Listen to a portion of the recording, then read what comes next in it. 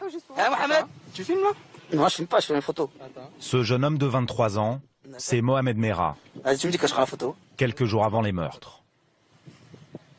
Dans un mois, il va assassiner lâchement 7 personnes, parmi lesquelles 3 enfants. Le 10 février 2012, il est filmé par un ami à la montagne. On y va? Vas-y, on y va. Viens, on fait la noire en face. On fait la noire? Les 3 copains ont quitté Toulouse et leur cité pour venir skier dans cette station du Jura. Attends-moi, Mohamed.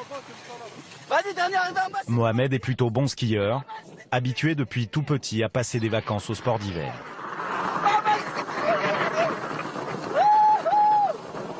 Il est là sans toutes les bosses.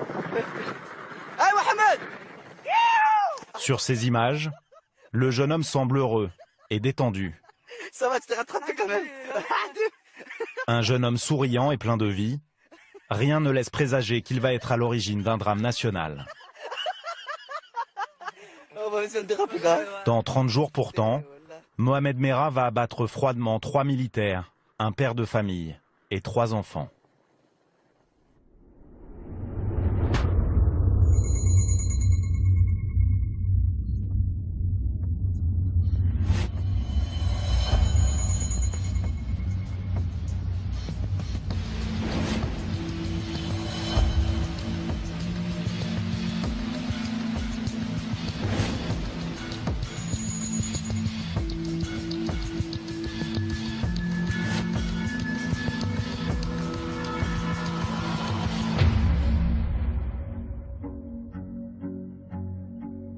Mars 2012. La France est sous le choc, effarée par les tueries commises par Mohamed Merah. En pleine campagne présidentielle, les Français découvrent avec stupeur que le monstre tueur d'enfants est un jeune de banlieue à peine âgé de 23 ans. Mais qui est-il vraiment? Et comment en est-il arrivé à tuer 7 personnes de sang-froid? Notre enquête retrace l'histoire invraisemblable de ce gamin de banlieue devenu l'ennemi public numéro 1 au nom d'un islam radical. De Toulouse où il entretient des liens troubles avec la police, jusqu'au Pakistan où il bascule dans le fanatisme, nos investigations montrent un autre visage de Mohamed Merah, souvent à contre-courant des versions officielles. Comment a-t-il pu commettre de telles horreurs? Comment a-t-il pu se comporter à ce point comme un salaud? Mohamed Merah a filmé tous ses meurtres. Ces vidéos sont indiffusables.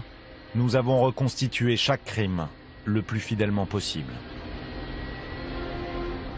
Tout a commencé à Toulouse par le meurtre d'un militaire, le maréchal des logis-chefs, Imad Ibn Ziaten.